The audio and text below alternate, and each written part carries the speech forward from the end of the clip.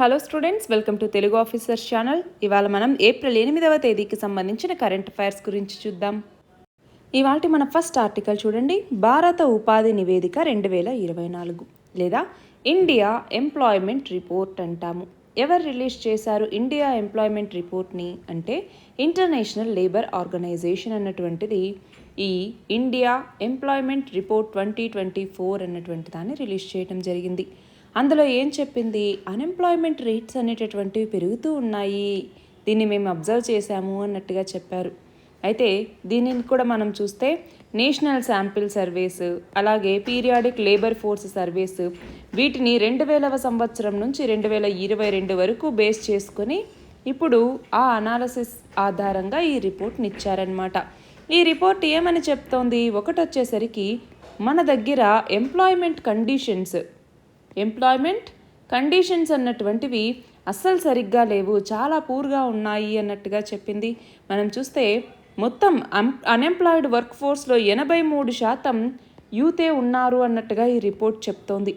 అంతేకాదు యూత్లో employment challenges అన్నటువంటివి చాలా ఫేస్ చేస్తూ ఉన్నారు, ఎస్పెషల్లీ యూత్ ఎక్కువ ఫేస్ చేస్తూ ఉన్నారు అన్నట్టుగా చెప్పడం జరిగింది. ఫర్ ఎగ్జాంపుల్ దీనికోసం మనం చూస్తే లేబర్ ఫోర్స్ పార్టిసిపేషన్ రేట్, అలాగే worker population ratio, unemployment rate, వీటన్నింటినీ పరిగణలోకి తీసుకుని ఈ రిపోర్ట్ని ఇచ్చారనమాట. అలాగే ఇక్కడ మనం గమనిస్తే 2000వ సంవత్సరం నుంచి 2019 ఆ టైం వరకు ఎలా ఉన్నిందంటే అగ్రికల్చరల్ లేబరర్స్ ఎవరైతే ఉంటారో వాళ్ళు నాన్ అగ్రికల్చరల్ లేబరర్స్కి షిఫ్ట్ అవ్వటం అనేది ఎక్కువగా జరుగుతుండేది. కానీ కోవిడ్ తర్వాత ఇది ఇలా మారింది, నాన్ అగ్రికల్చర్ నుంచి ఇప్పుడు అగ్రికల్చర్కి వచ్చేటటువంటి వాళ్ళ సంఖ్య అనేటటువంటిది పెరిగింది. అలాగే మన భారతదేశంలో మొత్తం వర్క్లో ఇన్ఫార్మల్ వర్కే 90% వరకు జరుగుతోంది. అది 2000వ సంవత్సరం నుంచి పెరుగుతోంది, కానీ 2018 నుంచి కొంచెం కొంచెం తగ్గుతోంది అన్నట్టుగా రిపోర్ట్ చెప్పింది. అంతేకాదు ఇక్కడ యూత్ ఎందుకు ఇక్కడ వర్క్ ఫోర్స్లో వాళ్ళ పార్టిసిపేషన్ తక్కువ ఉంటుంది, అన్ఎంప్లాయ్మెంట్ ఎక్కువ ఉంటుంది అంటే నెససరీ స్కిల్స్ సరిగ్గా రావట్లేదు, డిజిటల్ లిటరసీ స్కిల్స్ అన్నటువంటివి ఉండట్లేదు. మనం చూస్తే ఆల్మోస్ట్ ఒక 75% మెంబర్స్ ఈమెయిల్స్కి అటాచ్మెంట్ పెట్టడం తెలియట్లేదు, ఫైల్స్ని కాపీ పేస్ట్ చేయటం 60% మెంబర్స్కి తెలియట్లేదు. కొంతమంది కనీసం బేసిక్ స్ప్రెడ్షీట్ టాస్క్లు, ఫర్ ఎగ్జాంపుల్ ఒక మ్యాథమెటికల్ ఫార్ములా లాంటివి పెట్టగలిగే లాంటి వాళ్ళు కనీసం 10% వరకు ఉన్నారు అంటే దాదాపు 90% మంది దీన్ని పెట్టలేకపోతున్నారంటే చూడండి.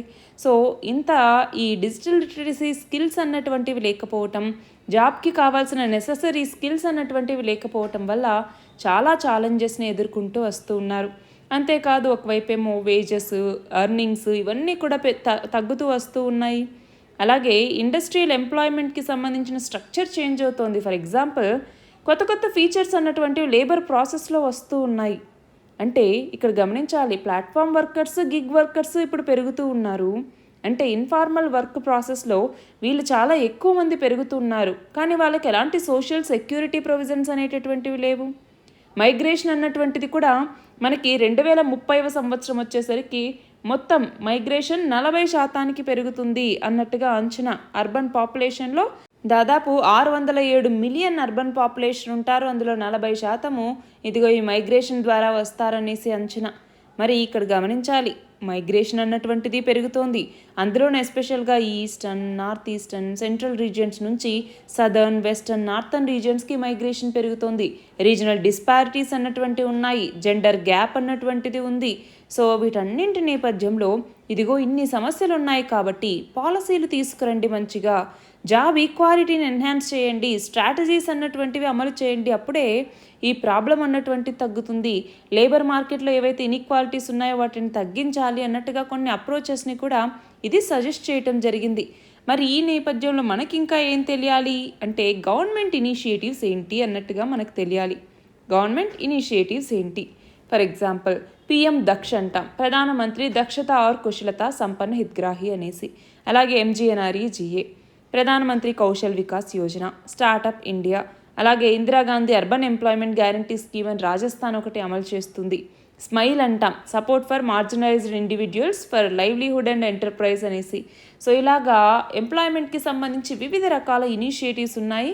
సో వాటిని కూడా మనం గుర్తుంచుకోవాలి.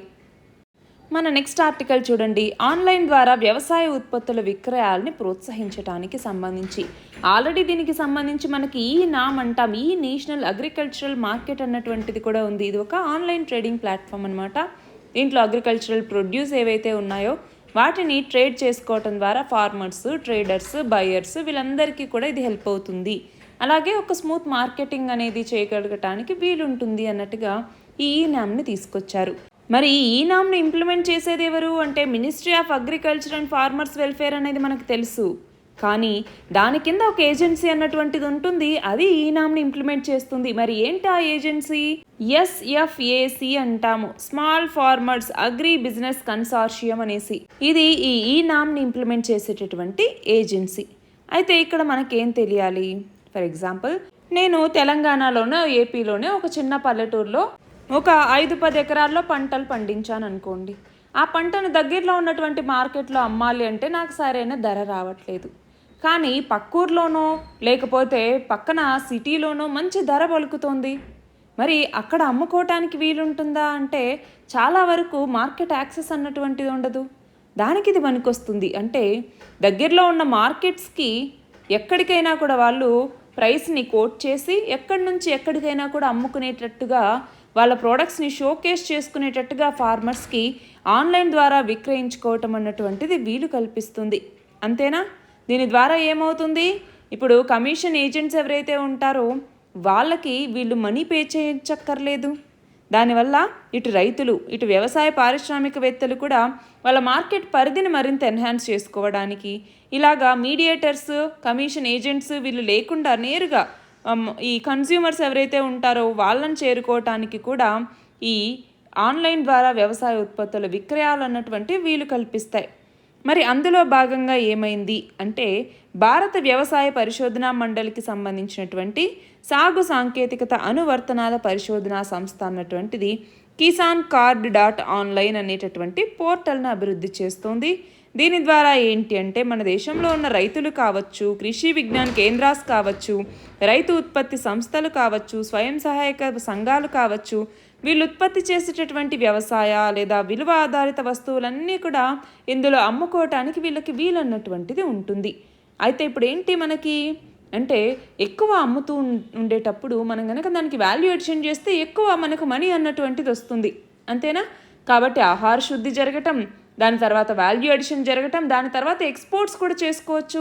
దానివల్ల రైతులకు ఇంకా ఆదాయం వస్తుంది. సో దీనికి సంబంధించిన ప్రాసెస్ ఏంటి, ఎలా చేసుకోవాలి, దీనికి సంబంధించిన అవేర్నెస్ని కూడా రైతులకు కల్పించాల్సినటువంటి అవసరం అన్నటువంటిది ఉంది. దీనివల్ల రైతులకి వాళ్ళ యొక్క ఆదాయం పెంచుకోవటానికి మరింత ఉపయోగపడుతుంది అనేసి ఈ ఆర్టికల్. మన నెక్స్ట్ ఆర్టికల్ చూడండి. ఈక్వెడార్ మరియు మెక్సికోకి సంబంధించి. ఏంటి ఈక్వెడార్ మరియు మెక్సికో ఎక్కడెక్కడ ఉన్నాయి అంటే చూడండి. మెక్సికో అన్నటువంటి దేశం, ఈక్వెడార్ అన్నటువంటి దేశం ఇదిగో ఇక్కడుంది. మరి రెండింటికి ఇప్పుడు ఏమైంది అంటే మెక్సికోలో రాయబార కార్యాలయంలో రాజకీయ ఆశ్రయం పొందుతున్నటువంటి ఈక్వెడార్కి సంబంధించిన మాజీ అధ్యక్షుడిని ఈక్వెడార్కి సంబంధించిన ప్రభుత్వ దళాలు అరెస్టు చేశాయి. దాంతో మెక్సికో దీన్ని తీవ్రంగా ఖండించింది. ఇలా చేయటం అన్నటువంటిది 1963లో మనం కుదుర్చుకున్నటువంటి వియన్నా కన్వెన్షన్కి ఇది విరుద్ధం, కాబట్టి మీతో మేము సంబంధాలని తెగదెంపులు చేసుకుంటున్నాం అన్నట్టుగా చెప్పిందనమాట.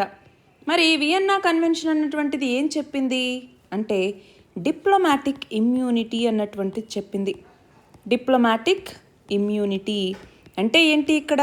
ఫర్ ఎగ్జాంపుల్, ఒక దేశానికి సంబంధించిన ఎంబసీ ఇంకొక దేశంలో ఉన్నప్పుడు అప్పుడు ఆ ఎంబసీస్లోకి ఫోర్స్తో ఎంటర్ అవ్వటం అన్నటువంటిది చేయకూడదు అన్నట్టుగా దాన్ని బ్లాక్ చేసిందనమాట. మరి అలా క్లియర్ రూల్స్ ఉన్నా కూడా మీరు ఆ వియన్నా కన్వెన్షన్ని పక్కన పెట్టేశారు, దాన్ని వయోలేట్ చేశారు, కాబట్టి మేము మీతో దౌత్య సంబంధాలు తెంచేసుకుంటున్నాము అన్నట్టుగా చెప్పటం జరిగింది. అంతేకాదు మేము దీన్ని అంతర్జాతీయ న్యాయస్థానానికి, ఇంటర్నేషనల్ కోర్ట్ ఆఫ్ జస్టిస్కి కూడా తీసుకెళ్తాము అన్నట్టుగా చెప్పటం జరిగింది. మన నెక్స్ట్ ఆర్టికల్ చూడండి. డిజిటలీకరణ, డిజిటలైజేషన్, అలాగే మౌలిక వసతుల పెట్టుబడుల్లో భారతదేశం అద్భుతంగా రాణిస్తోంది అన్నట్టుగా ఇక్కడ ఐక్యరాజ్య సమితి జనరల్ అసెంబ్లీ అధ్యక్షుడు చెప్పారు. అంటే ఇక్కడ గమనించాలి, పేదరిక నిర్మూలన, కోట్లాది మంది ప్రజల్ని ఆర్థిక వ్యవస్థలో భాగస్వామ్యం చేసేందుకు డిజిటలైజేషన్ని సమర్థవంతంగా వినియోగించుకుంటున్నాము అన్నట్టుగా ఇక్కడ చెప్పారు. సో ఇందులో భాగంగా ఏంటి, పేదరిక నిర్మూలనకి for example direct benefit transfer ఉంది, దీని ద్వారా వాళ్ళ యొక్క అకౌంట్స్కే వెళ్తూ ఉంది. అవునా? సో అలాగే ప్రతి దాంట్లోనూ డిజిటలైజేషన్ తీసుకొస్తున్నాం. అలాగే మౌలిక వస్తువుల పెట్టుబడుల్ని కూడా ఎక్కువ మనం రాబడుతున్నాం అన్నట్టుగా ఇక్కడ సారాంశం. నెక్స్ట్ చూడండి, జపోరిజియా అణు విద్యుత్ కేంద్రం మీద దాడి అంటున్నాం. చాలాసార్లు చదువుకున్నాం ఇంతకుముందు. జపోరిజియా ఎక్కడ ఉంది? ఉక్రెయిన్లో ఉంది. Zaporizhzhia nuclear power plant. ఇది ఐరోపాలోనే అతి పెద్ద అణు విద్యుత్ కేంద్రం కూడా. అయితే ఇక్కడ మనం గమనించాలి, దీనికి సరైన రక్షణ లేదన్నట్టుగా అంతర్జాతీయ అణు ఇంధన సంస్థ లేదా IAEA అన్నటువంటిది, ఇంటర్నేషనల్ అటామిక్ ఎనర్జీ ఏజెన్సీ అన్నటువంటి చాలాసార్లు ఆందోళన వ్యక్తం చేసింది. అంతేకాదు రీసెంట్గా కూడా మళ్ళీ జపోరిజియా న్యూక్లియర్ పవర్ ప్లాంట్ మీద దాడి అన్నటువంటిది జరిగింది. మరి ఇక్కడ ఏమైంది, ఈ అణు కేంద్ర భద్రతకి విఘాతం కలిగించే చర్యలకు దూరంగా ఉండండి అన్నట్టుగా రీసెంట్గా IAEA అన్నటువంటిది ఒక హెచ్చరికను జారీ చేశారు. మన నెక్స్ట్ ఆర్టికల్ చూడండి, ఎలక్షన్స్కి సంబంధించి. ఇక్కడ తొలిసారిగా పోలింగ్ అన్నటువంటి జరగబోతోంది అన్నటువంటి నేపథ్యంలో ఇది మనకి ఇంపార్టెంట్. ఎక్కడ ఇది? జార్ఖండ్లోని పశ్చిమ సింగ్భూమ్ జిల్లా అటవీ ప్రాంతంలో మొట్టమొదటిసారిగా లోక్సభ స్థానంలో చాలామంది ఓటర్లు ఓట్లు వేయబోతున్నటువంటి నేపథ్యంలో ఆసియాలో అత్యంత దట్టమైనటువంటి సాల్ అడవుల్లో విస్తరించినటువంటి ఒక నియోజకవర్గం యొక్క పరిస్థితి అన్నమాట. ఇక్కడ తొలిసారిగా పోలింగ్ అన్నటువంటి జరగబోతోంది. దానికి సంబంధించి ఎన్నికల సంఘం చాలా ఏర్పాట్లు జరుగుతోంది. అక్కడికి పోలింగ్ బృందాలని, సామాగ్రిని హెలికాప్టర్లలో తరలించబోతున్నారు. అంటే ఒక్క ఓటర్ కూడా అక్కడ పోలింగ్కి దూరం కావద్దు అన్నటువంటి లక్ష్యంతో ఆ లక్ష్యాన్ని చేరుకోవటం కోసం అన్ని ఏర్పాట్లు కూడా అక్కడ చేస్తూ ఉన్నారు. మన నెక్స్ట్ ఆర్టికల్ చూడండి, తట్టు లేదా మీజల్స్ అనేసి పిలుస్తూ ఉంటాం. ఈ మీజల్స్ కేసులు అన్నటువంటి పెరుగుతున్నాయి అన్నటువంటి నేపథ్యంలో ఈ ఆర్టికల్ అన్నమాట. అయితే ఇక్కడ స్టేట్ స్పెసిఫిక్ ఇచ్చారు, బట్ మనం సైన్స్ అండ్ టెక్నాలజీలో డిసీజెస్ అన్నటువంటి టాపిక్ కింద దీన్ని చదువుకోబోతున్నాము. ఇక్కడికి వచ్చేసరికి ఏంటి, అసలు మీజల్స్ అనేది ఏంటి? ఈ మీజల్స్ని కలుగజేసేది ఏంటి అంటే వైరస్. ఆ వైరస్ పేరు కూడా మీజల్స్ వైరస్ అంటాము. ఇది ఒక RNA వైరస్ అనమాట, రైబో న్యూక్లిక్ యాసిడ్ వైరస్. ఇది మీజిల్స్ అన్నటువంటిది హైలీ కంటాజియస్, అంటే ఒకరి నుంచి ఒకరికి ఇన్ఫెక్షన్ అన్నటువంటి సోకుతుంది. ఇక్కడ మనం చూస్తే ఈ క్లోజ్ కాంటాక్ట్స్ ఉన్నాయనుకోండి, ఆల్మోస్ట్ 90% వరకు ఈ వైరస్ అన్నటువంటిది ట్రాన్స్మిట్ అయ్యే అవకాశం ఉంది. అది మన రెస్పిరేటరీ ట్రాక్ట్లోకి వెళ్ళి అది మన మొత్తం బాడీకి స్ప్రెడ్ అవుతుందన్నమాట. ఇది హ్యూమన్ డిసీజ్, ఎక్కువగా ఈ జంతువులు వీటిలో కనిపించదన్నమాట మనకి. కానీ ఇక్కడ మీజల్స్కి వ్యాక్సిన్ అన్నటువంటిది ఉంది. ఆ వ్యాక్సిన్ని 2 డోస్ వ్యాక్సిన్ ఉంటుంది. దాన్ని వేసుకోవటం ద్వారా ఆల్మోస్ట్ చాలా దేశాలు ఈ మీజల్స్ నుంచి బయటకు వచ్చాయి. కానీ దీనికంటూ స్పెసిఫిక్ ట్రీట్మెంట్ అనేది లేదు, యాంటీవైరల్ ట్రీట్మెంట్ని ఇస్తూ ఉంటారు. మరి ఇక్కడ మనం చూస్తే మీజల్స్ కేసెస్ అన్నటువంటివి ఇంతకు ముందుతో కంపేర్ చేసుకుంటే తగ్గాయి, కానీ మనం ఆశించినటువంటి రేంజ్లో అయితే తగ్గుతూ లేవు. మరి దీనికి సంబంధించి 2001వ సంవత్సరంలో యూనిసెఫ్ అలాగే WHO ఇవన్నీ కలిపి మీజల్స్ అండ్ రుబెల్లా అన్నటువంటి ఇనిషియేటివ్స్ని తీసుకొచ్చిందనమాట.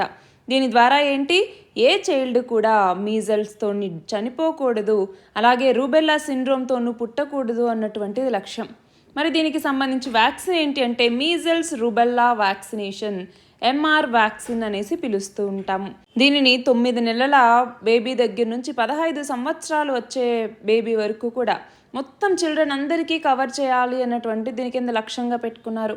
అది కాకుండా మళ్ళీ యూనివర్సల్ ఇమ్యునైజేషన్ ప్రోగ్రామ్ అని, మిషన్ ఇంద్రధనుష్ అని, అలాగే ఇంటెన్సిఫైడ్ మిషన్ ఇంద్రధనుష్ అని, వీటన్నింటి ద్వారా కూడా వ్యాక్సినేషన్ అందిస్తూ ఉన్నారు.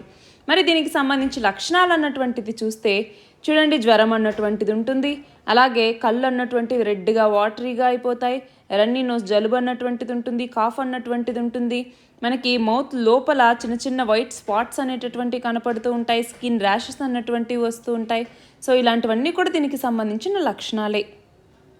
నెక్స్ట్ చూడండి, తొలితరం తెలుగు న్యూస్ రీడర్ అయినటువంటి శాంతి స్వరూప్. ఈయన రీసెంట్గా హైదరాబాద్లో మరణించారు. టీవీ వార్తలు చదవటంలో ఈయనకి చాలా ప్రత్యేకమైనటువంటి విలువ ఉంది. నెక్స్ట్ చూడండి, ఆస్ట్రేలియాలోని Commonwealth scientific and industrial research organisation శాస్త్రవేత్తలు సముద్ర గర్భంలో పేరుకుపోతున్నటువంటి ప్లాస్టిక్ వ్యర్థాల మీద ఒక పరిశోధన నిర్వహించారు.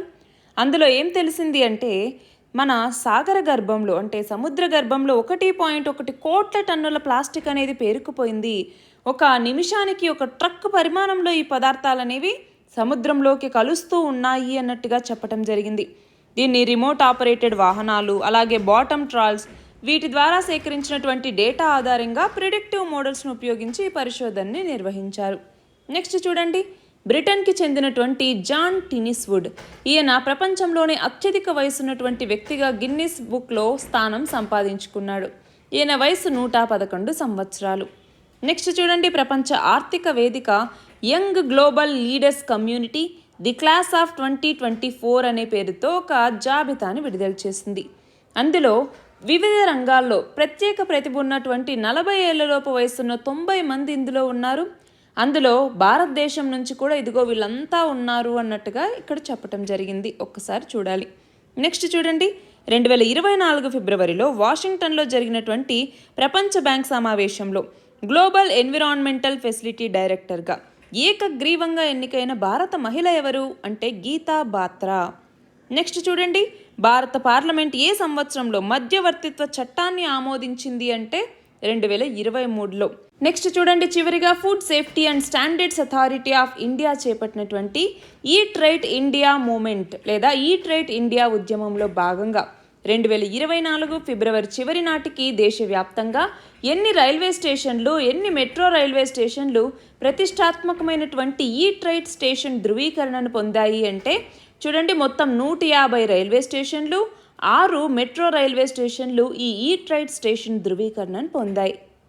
ఇవి ఇవాల్టి ఇంపార్టెంట్ ఆర్టికల్స్. పీడిఎఫ్ లింక్ డిస్క్రిప్షన్లో ఉంది, మీరు అందులో చూడొచ్చు. All the very best and thank you very much and advance happy Ugadi.